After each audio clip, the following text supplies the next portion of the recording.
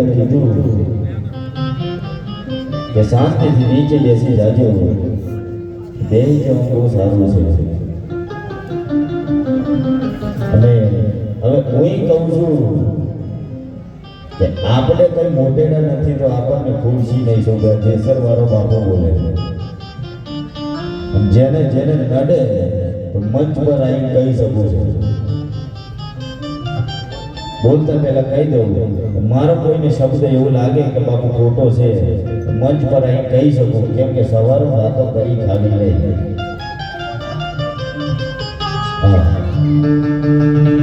કેમ કે હું કઈ પૈસા માંગવા આવતો નથી. આપણે પણ કોઈ દાડો પૈસા કોઈને ઉડાડવા પણ નહીં. અને હું અહીંથી જાઉં, અહીંયાથી જાઉં ને તો 10 રૂપિયા લઈ ગયો હોય તો કહી દેજો કે આ જેસરનો માવતર છે ને આ મોરબીનું ફાડ્યું નથી. આ બાપુ બોલે હજી 20 વર્ષની ઉંમર છે મારી, કે મોટો નથી, 20 જ વર્ષનો છે. વાત છું વાઘની પેટ પોલીસ ને વાઘની પેટ રહી છે. કેમ કે આપણે ખોટું નહીં ચલાવતા. પેલું કહેવત પણ છે ને કે બંગાળના વેપારીમાં હોનાના ભાવની ખબર ન પડે. આ બંગાળિયા હોય ને એમને કોઈ ખબર ન પડે. અને એ કોના માટે? કે બંગાળ વેચવાવાળા માટે નહીં. આપણી જોડે બેસીને આપણી વાતો હોબરી ભાગોને ભેગા થઈને આપણી વાતો કરશે. શું કે છે? પેલો આમ હતો તેમ હતો. કેમ કે હોનાને તોલવાની વાતો કરી ખાય. આ બંગાળીઓ માટે છે બાપુ, એનાથી નહીં તોલાય. તારાથી થાય એવું કરી લેજે.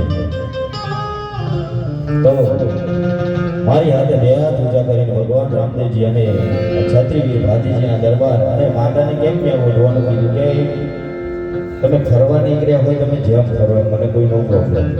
અને આ બાપ છે, બાપના દરબારમાં બેઠા હોય એટલે એમને લિમિટ હોવી જોઈએ. બે હાથ ઊંચા કરીને ભાઈ મેં એક વાર કીધું કે જા જે તમારી ખુરશી છે ને છોડ છોડ.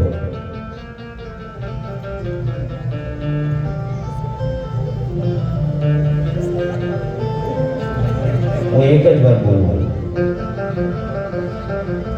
કેમ કે હું કઈ ખોટું નહીં બોલતો. બાપના દરબારમાં આપણને શોભે નહીં. આ તો હું હોય ને છે કે મને પણ મંચનો કઈ શોખ નહીં, પણ હું નીચે બેસતા તમને દેખાવું નહીં. એમને આ ભૂલ છે.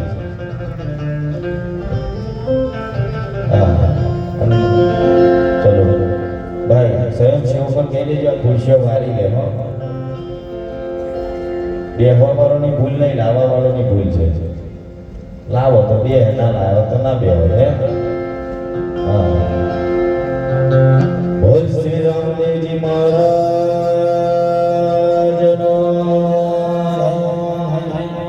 કૃષ્ણ કનૈયાલાલનો,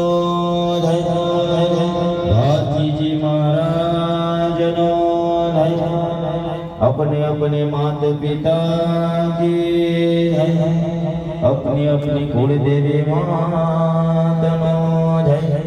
ओम नमो पार्वती पते हर हर महादेव महादेव हर हर भाई. આવું ને આવું રાખશો તો જગતની અંદર કોઈ દાડો કોઈનું ભેગું નહીં હોય.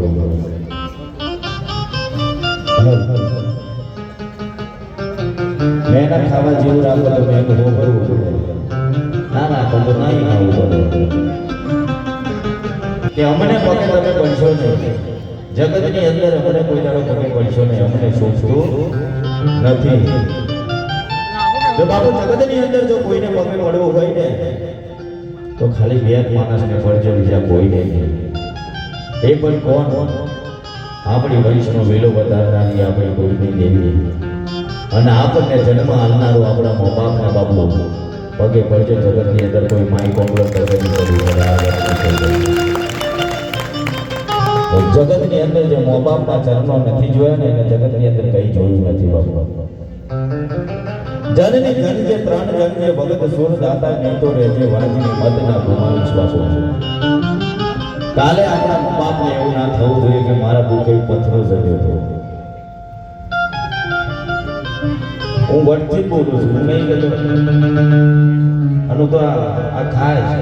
અમુક એવું કહી જાય ને, અમુક ભૂવા હોય ને, હું કોઈ દાડો કટ્ટર વિરોધ નહીં થતો, હું ખોટાનો કટ્ટર વિરોધ છું. જે ઓરિજિનલ છે ને એમનો તો વિરોધ આજે હું નહીં કરતો, કાલે નહીં કરતો. લેબો મગડો બકરો થઈ ગયો છે એમનો તો બહુ કરતા વિરોધ છે. જે તોય લેવું એ તોય લેજો, બાપુ બોલે છે સરવાળો. સાચી વાત છે બહુ જ. કેમ કે આની અંદર શું છે કે રામદેવજીને ભજન, રામદેવજીનો શ્વાસ વાગતો હોય એને લુગડો ફાડી નાખવાની શું જરૂર છે? દેવ જેને રમતું હોય, ચાર યુગની સતી રમતી હોય કે ત્રિલોકનો નાથ રમતો હોય, જો બાપુ એને બોલાવીએ ને તો જ એમ એમ જોડે ને સમજી લેવાનું અહીંયા બધી 100% કરે છે. મારું દેવ બંગાર નહીં કે બાપુ જોડ પર રમવા આવે. ઓમને તો શેર સાઉન્ડ વાગવું જોઈએ એટલે લુગડો ફાઈ નાખે. આવું તો દેવ મારું ના આવે. આજે ભગવાનને પણ અમુક નહીં માનતા ને આ કારણે નહીં માનતા કે આવી ધતિંગ તો કરી જાય. બહેરો હોય અમને રામદેવજી આવ્યા થઈ ગયા તો ભાઈ હારો દર્દો મારવાની જરૂર જ શું છે? તમે તો પાઠ પૂરજો ને મને આવી જશે બાપુ, અમે જતા રહીશું ગિરનાર પર. અને બાપુ વળતી કહું પાઠ પૂરવાનો પણ અધિકાર કોને છે? બાપુ રાજપૂતના છોકરાને નથી, ગૌસાઈના છોકરાને સાચે સરવારો બાપુ બોલે. ક્ષત્રિયના છોકરાને શસ્ત્રોનો જે શસ્ત્ર આપણે જે શસ્ત્ર પકડીએ છીએ ને, ક્ષત્રિયના છોકરાને જ્ઞાન હોવું જોઈએ. અને શાસ્ત્રોનું જ્ઞાન હોય ને એ બ્રાહ્મણના દીકરાને હોય. અને બોલવાનું શબ્દનું જ્ઞાન હોય ને એ બાપુ ચારણ દેવીના દીકરાને હોય. બાપુ આપણને ના હોય. ભગવાનનો 12ના રંગોને જ્યોતિષ પ્રકાશ થાય કે 4:30 વાગે બાપુ વિદાય થાય. બાપુ આવો પાઠ હોવો જોઈએ. અમે નજીક બોમ્બે ગયા હતા આપણે જેસરવાળા બાપુ વધારે બોલી જશે એમ કરીને 2:30 વાગે તો પાઠ પૂરો કરી દીધો. લે એવા અંશે આપણા બુસમાર છે પેલા બતાવી દઈએ. અમે ગયા પહેલા તો પાઠ પૂરો કરી નાખ્યો. આવો તો વિચાર તો આ કેવો પાઠ છે.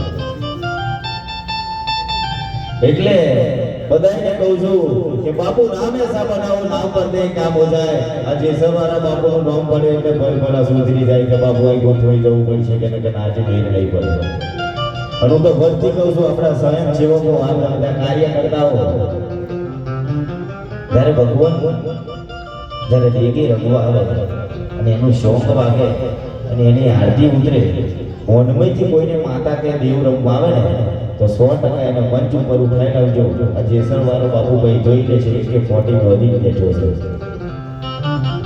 12 ધનિક લોકો નાથ જ્યારે વિક્રમ સંવત 1100 વિક્રમ સંવત 1500 ની સાલ 11 ગુરુવારના દિવસે ત્યારે મારા 12 ધની જ્યારે સમાધિના માર્ગે ગયો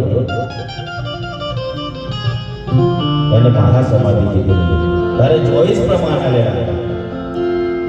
આ 5મા પ્રમાણની અંદર એક વાત કહું તમને, અત્યારે વધારે ચાલે છે એટલે આ 5મું પ્રમાણ વધારે બોલવા જેવું છે. તનથી ઉજળા મનથી મેલા ધર્યો ભગવો વેદ, તનથી ઉજળા મનથી મેલા ધર્યો ભગવો વેદ. બાપુ આજ મને લૂંટવા બેઠા છે, બીજું કોઈ નહીં. આ 5મા પ્રમાણની અંદર ભગવાન કિલોનો હાથ બોલે છે. ભગવો વેદ આપણા સનાતન ધર્મનું એક પ્રત્યય છે. બાપુ એને પહેરી તમે ખોટા ધંધા ના કરશો. ક્ષત્રિયોનો આ ધ્યાન ભગવા વેશ વગર નહીં. બાપુ ભગવો પહેરતો આપણે તો જ પહેરો, ના ખાલી ખોટા દેખાડા કરશો. હા અમુક એવું કહી જાય ને મન દેવ રમે છે 3.5 દિવસમાં જોઈ લેજો. લો કરી મેલો છે સરવાળા બાપુ. કઈથી ના કરાતું હોય તો કઈથી તો આના વારી નહીં આલો કઈ ગઈ. જો કૃષ્ણ અવતાર પરમાત્મા જો એવું કહેતો હોય કે પારધીના બોને જમણા પગના અંગૂઠે દેજો, કદમના ધારેની નેતે જો મારું મોત લખેલું હોય તો આપણું મોત પણ આપણી હિંમત કરતું હોય છે. તો આપણે કોઈનાથી દીવાની જરૂર નહીં. બાપુ આજે જવાના કાલે જવાના, એક દાડા તો આપણે જવાનું ને જવાનું છે. બાપુ તો કોઈનાથી દીવાની જરૂર નહીં. ક્યાં લેકે આએગા ક્યાં લેકે જાએગા, રાજા રંગ કે ફકીર બધું વહી નહીં દેવાનો. તો 2 રૂપિયાનો અભિમાન હોય ને તો ગૌશાળા છે કે અનાથ આશ્રમ છે તઈથી વેરિયા કે અહીં આગળ દેખાડો ના કરી શકો. આવ્યા 20 રૂપિયા લખાવે ને 20 રૂપિયા તો એમ કહે છે મારું નામ બોલજો. એટલે તારે 20 રૂપિયા હોય ને બોલવાનું હાલના કોઈ દાડો બાપુ કઈ નહીં બતાવે અને જેને નહીં આવ્યું હોય ને 10 વાર કઈ બતાવશે જેનો વધારે સારો હોય છે ને અનુભવ મંદિર બનાવ્યું છે જેનો વધારે સારો હોય છે ને વધારે એ જગત મેં કોઈ દાડો આવીને કહ્યું નહીં હોય કે મેં આટલા આવ્યા અને જેના 100-200 રૂપિયા છે ને એવો કઈ બતાવશે જોજો એના 100 રૂપિયા પણ કમાઈ જાય એટલું બધું એનો તો કઈ બતાવ્યું તો બાપુ ત્યાં આલેલા જ છે પણ કહેવતમાં છે ને કે દૂધ મેં કોરા કાઢવા વાળા બેઠા છે બાપુ પછી તો આપણે કોણ હાચા છે એમને હાચો લાગે ખોટો છે એમને ખોટો લાગે કેમ કે સત્ય હંમેશા કરવું જ ભાઈ બાપુ બહુ કર્યું હોય ને બહુ કર્યું હોય ને કોઈ ચીડીઓ બહુ આવે એટલે આપણે બહુ કરી નહીં ફરતા બહુ ડાયાબિટીસ થઈ જાય બાપુ હા અને પૈસો માટે અમે પ્રોગ્રામ કરતા નહીં કોઈ દિવસ ભલે મારી 20 વર્ષની ઉંમર છે બાપુ આજે 72 પ્રોગ્રામ છે બાપુ ખાલી બીજા મહિનાના જે વિચાર તો કરો બાપુ ગણતરી મારો 72 પ્રોગ્રામના ખાલી 10,000 લો તો કાલે રૂપિયા બનાવી દે પણ જે ભક્તિના માર્ગે હાલ્યો જે ભક્તિના માર્ગે જાય છે એને પૈસાનો કોઈ મોહ માયા હોતી નથી અને જે પૈસાની મોહ માયા રાખે છે એને ભક્તિ કરવાનો અધિકાર નથી બાપુ ભિખારી 12 પૈસા માંગે છે અમે મંદિરમાં બેસીને ભીખ માંગીએ છીએ ભાઈ એને આપણે મારો ફરક શું છે એક દોરો કારો કરવા માટે આપણે હોનાનો દોરો વેચી આવે 9 વર્ષ આવે 10 વર્ષ આવે એટલે મોટી મોટી વાતો કરશે કે 3.5 દિવસનું કરી મેલ્યું છે લો મેં કરી મેલ્યું 3.5 દિવસનું છે એક દાડા કરી મેલ્યું 3.5 મિનિટ બાપુ આખો પંચમાન લો ઇતિહાસના લીધે બેસી ગયો છો આખો બદલી હું તો GJ6 નો જોવા તો GJ6 માં રહેવા વાળાને પાવર હોવો જોઈએ કેમ એનું કારણ છે કે 566 રજવાડા છે ને એમાંથી ફર્સ્ટ નંબરનું જે રજવાડું આવે આપણું GJ6 છે બાપુ આપણને પાવર હોવો જોઈએ બાપુ બીજાને હોય તો આપણને કેમ ના હોય